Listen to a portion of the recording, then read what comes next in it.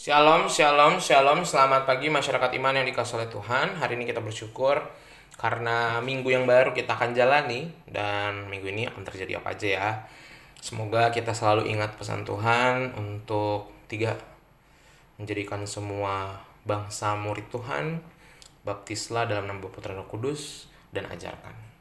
Yang paling utama, jangan lupa mengajarkan. Mungkin kita nggak bisa bikin orang lain jadi Kristen, mungkin kita nggak bisa sampai ke ujung dunia, tetapi bertemu dengan orang, kita teladankan ajaran-ajaran Tuhan tentang kedamaian dan kasih. Mari bersama-sama kita pujikan Kidung Jemaat 422, Yesus berpesan. Kidung Jemaat 422, Yesus berpesan. Kita pujikan menjadi pujian pembuka kita.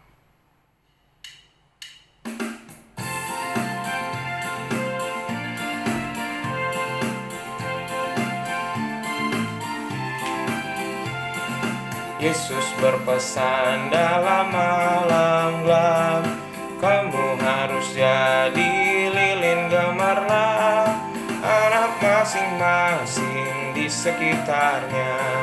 Dalam dunia ini bersinarlah.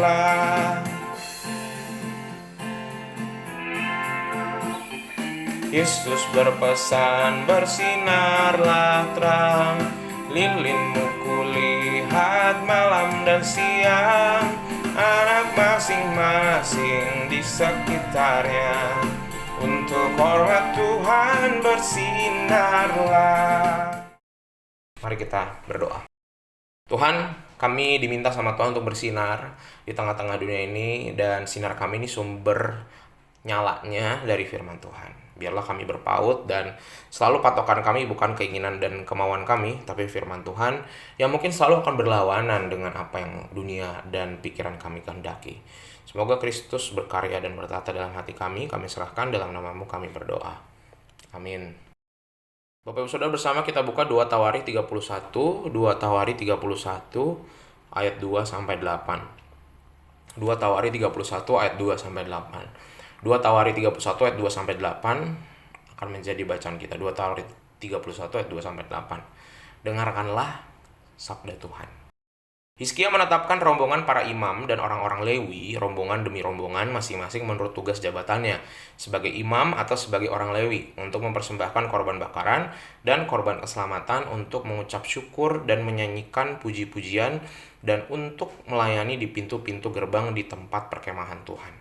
Raja memberi sumbangan dari harta miliknya untuk korban bakaran, yakni korban bakaran pada waktu pagi dan pada waktu petang, korban bakaran pada hari-hari Sabat, dan pada bulan-bulan baru dan pada hari-hari raya, yang semuanya tertulis di dalam Taurat Tuhan. Ia memerintahkan rakyat, yakni penduduk Yerusalem, untuk memberikan sumbangan yang menjadi bagian para imam dan orang-orang Lewi, supaya mereka dapat mencurahkan tenaganya untuk melaksanakan Taurat Tuhan.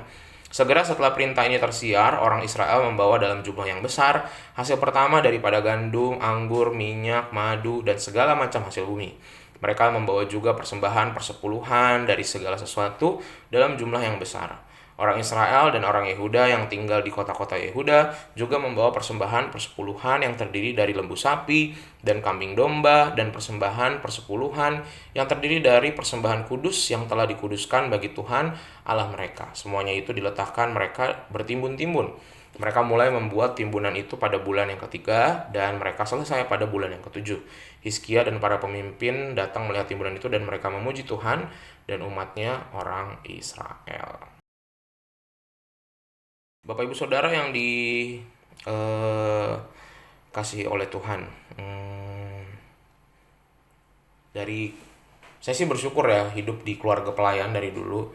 Dari kecil lahir di depan gereja, maksudnya kan rumah sakitnya depan gereja ya, tapi juga keluarga besarnya dari mama papa semuanya pelayan Tuhan, hamba-hamba Tuhan, baik pendeta, penatua, pengurus komisi, pemandu pujian, paduan suara, pengedar persembahan, usher, panitia-panitia. Dan saya bersyukur baik yang dari latar belakang GKI maupun Gereja Toraja maupun HKBP, semuanya hidup di tengah-tengah pelayanan gitu ya. Nah, tapi satu hal yang paling saya sering soroti hidup sebagai pelayan Tuhan itu, yang paling kadang-kadang lucu itu adalah orang-orang yang tidak pelayanan. Nih, orang-orang yang tidak pelayanan paling suka menghakimi orang-orang yang pelayanan. Ya, maksudnya gimana? Gini, kan harusnya melayani semua orang ya. Tetapi ada orang-orang yang tidak mau melayani karena merasa saya emang nggak bisa, atau nggak mau karena tahu bahwa pelayanan itu kan ada tuntutannya, ada ekspektasinya, harus ini harus itu, sehingga dia nggak mau, sehingga udah kamu aja mendorong orang lain untuk pelayanan, tapi orang yang pelayanan itu nanti dihakimi kalau tidak sesuai dengan yang mereka mau. Katanya pelayanan tapi kelakuannya masih minus. Dalam hati lah, namanya juga manusia, mau pelayanan nggak pelayanan sama-sama manusia begitu. Dan saya sering sekali lihat pelayan-pelayan Tuhan, baik itu anggota komisi, penatua, pendeta, panitia, pengedar kantong persembahan, pendoa, itu dihakimi oleh jemaat-jemaat awam yang tidak tahu seluk-beluk dunia pelayanan.